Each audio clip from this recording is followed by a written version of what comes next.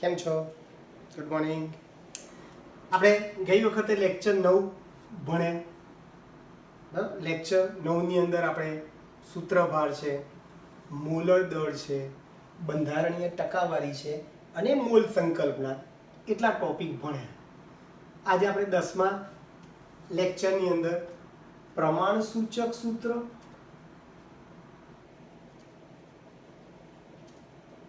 આણ્વીય સૂત્ર, પછી n બરાબર આણ્વીય સૂત્ર છેદમાં પ્રમાણ સૂચક સૂત્ર તમે યુઝ કરી શકો. આણ્વીય સૂત્ર અથવા છેદમાં પ્રમાણ સૂચક સૂત્ર, અથવા તમારે સૂત્રની જગ્યાએ આણ્વીય દળ પણ કહેવો તો કહી શકો. આણ્વીય દળ છેદમાં પ્રમાણ સૂચક સૂત્ર દળ એમ પણ કહી શકો. n એટલે સંખ્યા છે, પરમાણુની સંખ્યા શોધવા માટેનું આ નાના નાના સૂત્રો મેં લખ્યા છે. હવે આ પ્રમાણ સૂચક સૂત્ર અને આણ્વીય સૂત્ર શું બતાવે છે? સા સિમ્પલ છે કે ભાઈ પ્રમાણ સૂચક સૂત્ર એ શું છે તો કે ભાઈ સંયોજનમાં રહેલા જુદા જુદા પરમાણુની પૂર્ણ સંખ્યાનો સાદો ગુણોત્તર છે. ટૂંકમાં જુદા જુદા પરમાણુઓની સંખ્યાનો સાદો ગુણોત્તર છે. પરમાણુની સંખ્યાનો સાદો ગુણોત્તર દર્શાવે છે. કોણ ભાઈ? પ્રમાણ સૂચક સૂત્ર. પ્રમાણ સૂચક સૂત્ર એ શું સૂચવે છે હકીકતમાં ભાઈ? તો કે ભાઈ જુદા જુદા પરમાણુઓની પૂર્ણ સંખ્યાનો સાદો ગુણોત્તર છે. પૂર્ણ સંખ્યાનો સાદો ગુણોત્તર છે એમ કહીએ.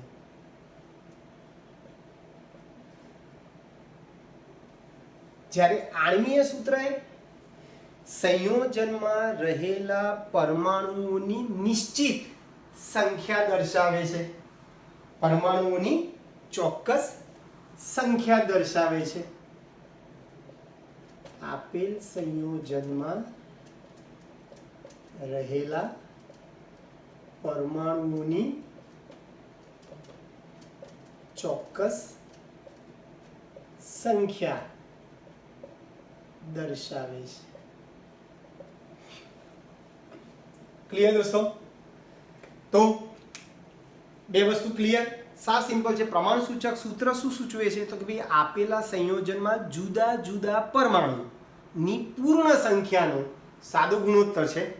અને આણ્વીય સૂત્ર એ આપેલ સંયોજનમાં રહેલા પરમાણુઓની ચોક્કસ સંખ્યા દર્શાવે છે.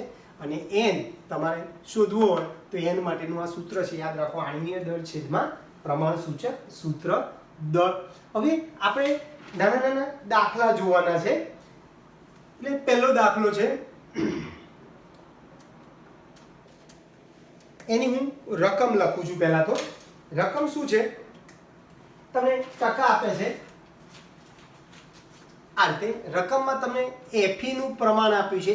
Fe ના ટકા છે 69.9%. બરોબર છે. ઓક્સિજનના ટકા 30.1 છે. Fe નો પરમાણ્વીય દળ તમને 55.85 ગ્રામ પ્રતિ મોલ અને O નો પરમાણ્વીય દળ 16 હોય તો પ્રમાણ સૂચક સૂત્ર કયું થાય? તમને આવો દાખલો પૂછેલો છે. બરોબર છે ભાઈ? ચલો તો શરૂઆત કરીએ આપણે. તમને Fe ના ટકા આપેલા છે, O ના ટકા આપ્યા છે, એનો પરમાણ્વીય દળ આપેલો છે અને આપણે પ્રમાણ સૂચક સૂત્ર શોધવાના છે. આ ટાઈપના દાખલામાં તમારે એક આવો નાનકડો કોઠો બનાવવાનો. પહેલા તો તત્વો કયા છે, એના ટકા કેટલા છે, એનો પરમાણ્વીય દળ કેટલો છે, એ તત્વનો પરમાણ્વીય દળ કેટલો છે, પછી પરમાણુની સંખ્યા પરમાણુની સંખ્યા, પછી સાદો ગુણોત્તર અને પૂર્ણાંક સંખ્યા. બધામાં આ કોષ્ટક તમારે દોરવું જરૂરી છે. બરોબર છે ભાઈ? ચાલો શરૂઆત કરીએ. તમને કયા કયા તત્વો આપે છે? એક તો Fe આપ્યો છે અને બીજો O આપેલો છે. Fe અને O બે તત્વો આપે, ત્રણ તત્વો આપે તો ત્રણ કરવાના. બરોબર છે ભાઈ? ચલો Fe અને O આપ્યો છે. ચલો Fe ના ટકા કેટલા છે? 69.9 છે. O ના કેટલા છે? 30.1 છે.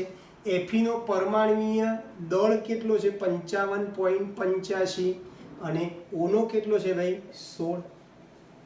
ક્લિયર? હવે પરમાણુની સંખ્યા શોધવા માટે બરાબર યાદ રાખો, ટકાને તમારે પરમાણુય દળ વડે ભાગવાના. હંમેશા બધા દાખલામાં આના પછી બીજો દાખલો કરીએ છીએ એમાં પણ આ જ વસ્તુ કરીશ. શું કર? ટકાને પરમાણુય દળ વડે ભાગવાના. ચલો અહીંયા ટકા 30.1 છે ભાગ્યા પરમાણુય દળ 16 છે. ક્લિયર? તમે આનો આપણે કેલ્સીનો ઉપયોગ કરીએ. 69.9 ભાગ્યા 55.85. આનું સાદરૂપ તમે આપશો તો 12.51, સોરી 1.25. ચલો આનું સાદરૂપ આપો તો 30.1 ભાગ્યા 16. આનું સાદરૂપ તમે આપશો તો 1.88 આવશે. બરોબર છે ભાઈ? ચલો પછી શું કરવાનું તમારે? આ જે સંખ્યા મળી એમાંથી નાનામાં નાની સંખ્યા પસંદ કરવાની. નાનામાં નાની સંખ્યા પસંદ કરવાની ને એ સંખ્યા વડે આ સંખ્યાને પાછા તમારે ભાગવાના તો તમને સાદો ગુણોત્તર મળે. ચલો આ બંનેમાં નાની સંખ્યા કઈ છે? 1.88 અને 1.25 બાય 1.25 નાની સંખ્યા છે એટલે આપણે આ બંનેને 1.25 વડે હું ભાગીશ. ચલો આનું સાદરૂપ આપશો તો 1 આવશે અને આ 1.88 ભાગ્યા 1.25 આનું સાદરૂપ તમે આપશો તો 1.5 મળે છે. ક્લિયર? હવે શું થશે? અહીંયા 1 મળ્યો, અહીંયા 1.5 છે એટલે આપણે એને પૂર્ણાંકમાં ફેરવ્યું હોય તો તમારે બંનેને 2 વડે ગુણશો. આને હું 2 વડે ગુણું, દાખલા તરીકે 1 ગુણ્યા 2 કરું તો 2 મળે. આ 1.5 ગુણ્યા 2 કરું તો 3 મળે. થઈ ગયા? એટલે પૂર્ણાંક સંખ્યામાં ફેરવવા માટે તમારે આ રીતે એડજસ્ટ કરવાનું. સપોઝ કે અહીંયા 1.12 છે તો 1 જ લેવાનું, પણ અહીંયા 1.99 છે દાખલા તરીકે 1.99 છે તો શું ધારવાના હશે? 2. બસ તો પરમાણુ સંખ્યા મળી ગઈ. આમ પ્રમાણ સૂચક સૂત્ર. ચલો પ્રમાણ સૂચક સૂત્ર શું છે? પરમાણુની પૂર્ણ સંખ્યાનો સાદો ગુણોત્તર છે. ચલો એટલે આમાં Fe ના પરમાણુ કેટલા છે ભાઈ? 2 છે. Fe ના પરમાણુ 2 છે ને O પરમાણુની સંખ્યા કેટલી છે? 3 છે. એટલે પ્રમાણ સૂચક સૂત્ર તમારો થઈ ગયો Fe2O3. ખ્યાલ રહેશે દોસ્તો? તો બધામાં આ રીતે તમારે પહેલા તો કોષ્ટક બનાવવાનું છે ભાઈ. બરાબર યાદ રાખજો. ફરીથી બીજો દાખલો લઈએ છે. કોષ્ટક બનાવવાનું. તત્વ, ટકા, પરમાણુ દળ, પછી પરમાણુની સંખ્યા શોધવી હોય તો ટકાને પરમાણુ દળ વડે ભાગી નાખો એટલે પરમાણુ સંખ્યા મળી.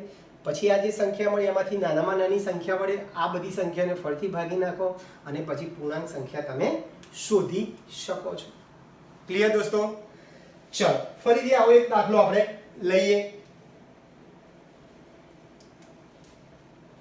એક મિનિટ આપણે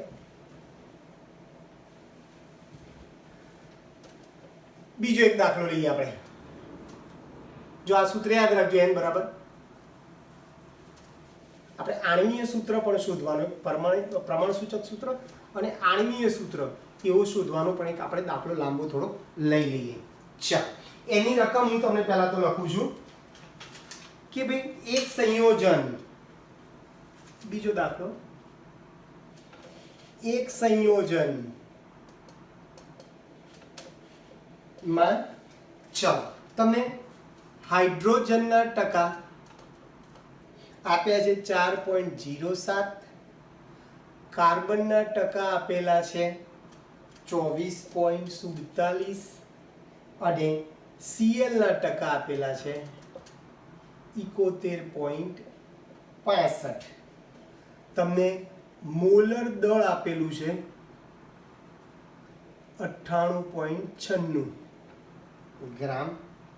તો પ્રમાણ સૂચક સૂત્ર અને આણ્વીય સૂત્ર બંને શોધવાના છે. પ્રમાણ સૂચક સૂત્ર અને આણ્વીય સૂત્ર અથવા અણુ સૂત્ર શોધવાના છે. ચલો ક્લિયર દોસ્તો? ચલો તો શરૂઆત કરીએ આપણે. હમણાં આગળ દાખલો જે ગણે એ જ પ્રમાણે આપણે દાખલો જોવાનો છે. ચલો મેં કીધું એ પ્રમાણે તમારે પહેલા તો કોષ્ટક બનાવવું પડશે. કોષ્ટકમાં આપણે પહેલા કીધું કયું તત્વ છે, પછી એ તત્વના ટકા કેટલા છે, એ તત્વનું પરમાણુ દળ કેટલું છે, બરાબર છે, એ તત્વનું પરમાણુ દળ કેટલું છે, પછી પરમાણુની સંખ્યા, પછી સાદો ગુણોત્તર અને પૂર્ણાંક સંખ્યા. આગળના દાખલામાં જે રીતે કોષ્ટક બનાવ્યું સેમ ટુ સેમ. ચાલો શરૂઆત કરીએ આપણે. ચલો દાખલાની રકમમાં તમને કયા કયા તત્વો આપેલા છે ભાઈ? એક તો હાઇડ્રોજન છે, બીજો કાર્બન છે અને ત્રીજો ક્લોરીન છે. ચલો શરૂઆત કરીએ. પહેલા હાઇડ્રોજન છે, કાર્બન છે અને ક્લોરીન છે. ચલો હાઇડ્રોજનના ટકા 4.07, હાઇડ્રોજનના ટકા 4.07, કાર્બનના ટકા 24.47 અને ક્લોરીનના 71.65.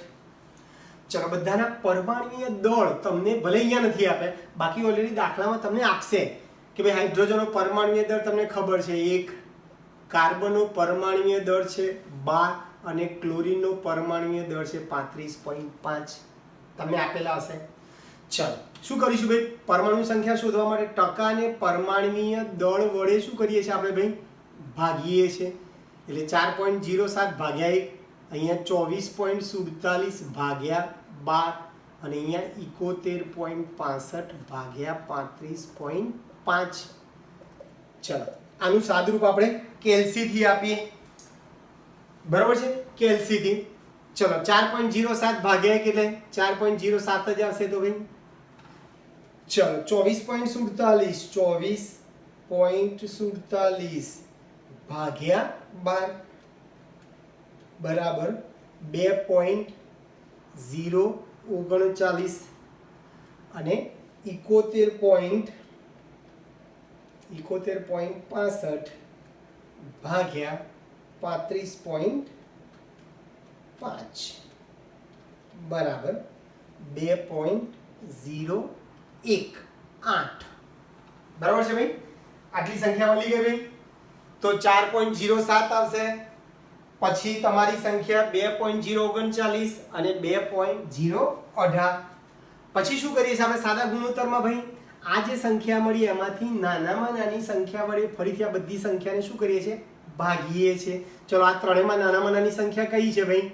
તો આ 2.018 નાનામાં નાની સંખ્યા છે, એટલે આ બધી સંખ્યાને 2.018 વડે હું ભાગું છું. 4.07 ભાગ્યા 2.018, 2.039 ભાગ્યા 2.018 અને 2.018 ભાગ્યા 2.018. આનું આપણે કેલ્સીથી સાદું રૂપ આપીએ તો શું થશે? આ તો એક જ આવશે. 2.018 ભાગ્યા 2.018 એટલે તે કાલે. ચલો 4.07 ભાગ્યા 2.018 આનું સાદું રૂપ આપશો તો 2.01. ચલો આ 2.039 ભાગ્યા 2.018 બરાબર 1.01. ચલો શું થશે હવે? તો બોલો આ 2.0 એટલે પૂર્ણાંક સંખ્યા 2 કહેવાય, 1.0 એટલે પૂર્ણાંક સંખ્યા 1 કહેવાય, આ પૂર્ણાંક સંખ્યા 1 છે. થઈ ગયું ભાઈ મસ્ત. બોલો માટે પ્રમાણ સૂચક સૂત્ર. ચલો કાર્બન કેટલા છે ભાઈ? 1. કાર્બન 1 છે. હાઇડ્રોજન કેટલા છે? 2. અને ક્લોરીન કેટલા છે? 1. એટલે તમે CH2Cl લખવાનું.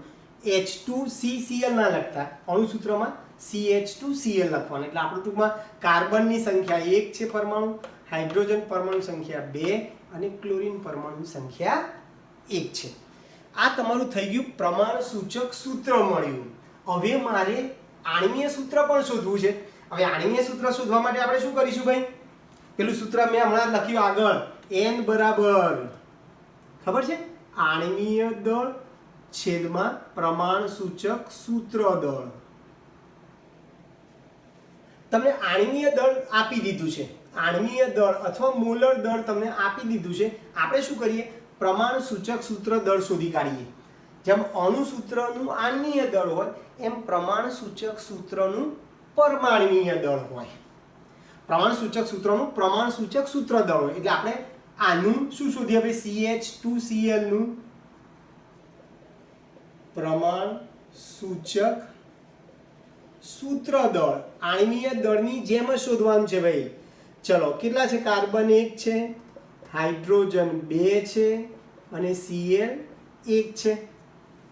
ચલો કાર્બનનો પરમાણ્વીય દળ 12, હાઇડ્રોજનનો 1 અને Cl નો 35.5. બરાબર છે? 35.5 થશે. એટલે આનું સાદુરૂપ તમે આપશો તો 49.5. 12 ને 2 14, 14 વત્તા 35.5 એટલે 49.5 થઈ ગયો. ચાલો હવે આપણી જોડે આ સૂત્ર છે ભાઈ, N બરાબર આણ્વીય દળ છેદમાં પ્રમાણ સૂચક સૂત્ર દળ. ચલો આણ્વીય દળ રકમમાં આપી છે. આણ્વીય દળ અથવા મોલર દળ 98.96 અને પ્રમાણ સૂચક સૂત્ર દળ 49.5. આનું સાદુરૂપ આપશો તો અંદાજિત 2 આવશે. અને છેલ્લે આપણે આ સૂત્ર પણ લખેલું, N બરાબર મેં અહીંયા આણ્વીય સૂત્ર છેદમાં પ્રમાણ સૂચક સૂત્ર પણ તમે સૂત્ર વાપરી શકો. બરાબર છે? એટલે છેલ્લે તમે આ સૂત્ર પણ તમે યુઝ કરી શકો ને. હમણાં જ કીધું આપણે એ પ્રમાણે કે ભાઈ N બરાબર શું છે? આણ્વીય સૂત્ર છેદમાં પ્રમાણ સૂચક સૂત્ર. બોલો મારે આણ્વીય સૂત્ર શોધવું છે તો બોલો આણ્વીય સૂત્ર બરાબર શું થાય? આણ્વીય સૂત્ર બરાબર N ગુણ્યા પ્રમાણ સૂચક સૂત્ર. થાય કે ના થાય? 2 સૂત્રો છે. તમે જો આણ્વીય દળ લખો બરાબર તો નીચે પ્રમાણ સૂચક સૂત્ર દળ લખો, અને N બરાબર જો ઉપર આણ્વીય સૂત્ર લખો તો નીચે પ્રમાણ સૂચક સૂત્ર લખો. તો આપણે એ સૂત્ર વાપરીએ, N બરાબર આણ્વીય સૂત્ર છેદમાં પ્રમાણ સૂચક સૂત્ર. માટે આણ્વીય સૂત્ર બરાબર શું થાય? N ગુણ્યા પ્રમાણ સૂચક સૂત્ર. ચલો n ની સંખ્યા તમે લઈ આવ્યા 2. ચલો પ્રમાણ સૂચક સૂત્ર આપણે શોધ્યું CH2Cl. એટલે આને 2 વડે ગુણશો તો આણ્વીય સૂત્ર શું થશે ભાઈ? C2H2 2 ગુણ્યા 2 એટલે C2H4Cl2 થઈ ગયું. C2H4Cl2 થઈ ગયું. તો આ રીતે તમે અણુસૂત્રો શોધી શકશો ભાઈ. ટકા આપ્યા હોય તો તમે આ રીતે અણુસૂત્ર શોધવા તો તમે શોધી શકો છો. ચલો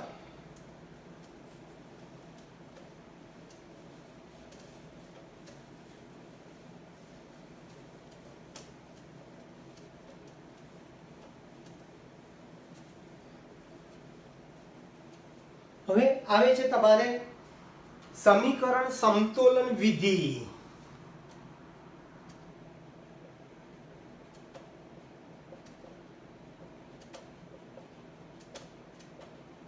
સમીકરણ સમતોલન વિધિ. તો ભાઈ સમીકરણ સમતોલન વિધિમાં આપણે શું કરીશું? તો કે ભાઈ કોઈ પણ સમીકરણ તમને આપેલું હોય તો એ સમીકરણમાં ડાબી બાજુ અને જમણી બાજુ જે પરમાણુ જે છે બધા જ પરમાણુની સંખ્યા સરખી હોવી જોઈએ. બસ સમતુલિત સમીકરણમાં બંને બાજુ એટલે બરાબર જો આ રીતે લખું છું. સપોઝ કે ડાબી બાજુ હંમેશા પ્રક્રિયકો હોય અને જમણી બાજુ હંમેશા નિપજો હોય. તો પ્રક્રિયક બાજુ રહેલા જુદા જુદા પ્રકારના પરમાણુની સંખ્યા અને નિપજ બાજુ રહેલા જુદા જુદા પ્રકારના પરમાણુની સંખ્યા સરખી ન થાય ત્યાં સુધી બંને બાજુ અણુસૂત્રોની આગળ ગુણાંક મૂકવાની વિધિને આપણે શું કહીશું ભાઈ? સમીકરણ સમતોલન વિધિ કહીશું. ક્લિયર? ફરીથી બોલું છું, વ્યાખ્યા આપણે આપી હતો.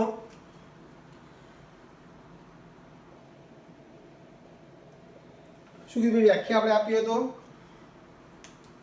જ્યાં સુધી પ્રક્રિયક બાજુ રહેલા બધા જ પ્રકારના પરમાણુ અને નિપજ બાજુ રહેલા બધા જ પ્રકારના પરમાણુની સંખ્યા સરખી ન થાય ત્યાં સુધી પ્રક્રિયકો અને નિપજોના અણુસૂત્રોની આગળ ગુણાંક મૂકવાની, આંકડા મૂકવાની વિધિને આપણે સમીકરણ સમતોલન વિધિ કહીશું. બરાબર છે? ચલો હું 2-4 ઉદાહરણ આપું એટલે તમને વધારે ખ્યાલ આવશે. દાખલા તરીકે આપણે અહીંયા સમીકરણ લખીએ અને આ સમતોલિત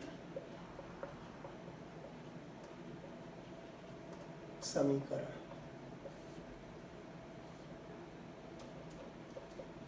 સાદા સમીકરણ, સમતોલિત સમીકરણ. ચાલો શરૂઆત કરીએ આપણે.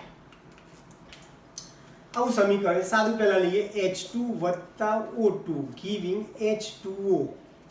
બરાબર છે? H2 + O2 giving H2O. આ સમીકરણ સમતોલિત નથી, સાદું છે સમીકરણ. બરાબર છે?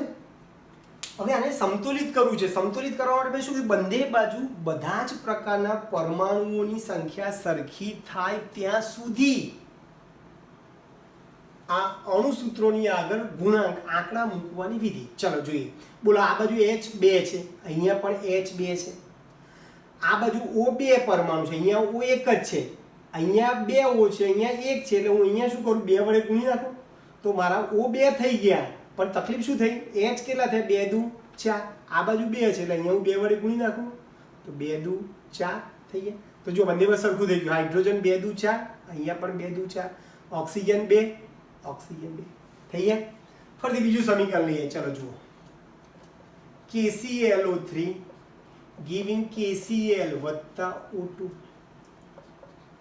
KClO3 KCl + O2.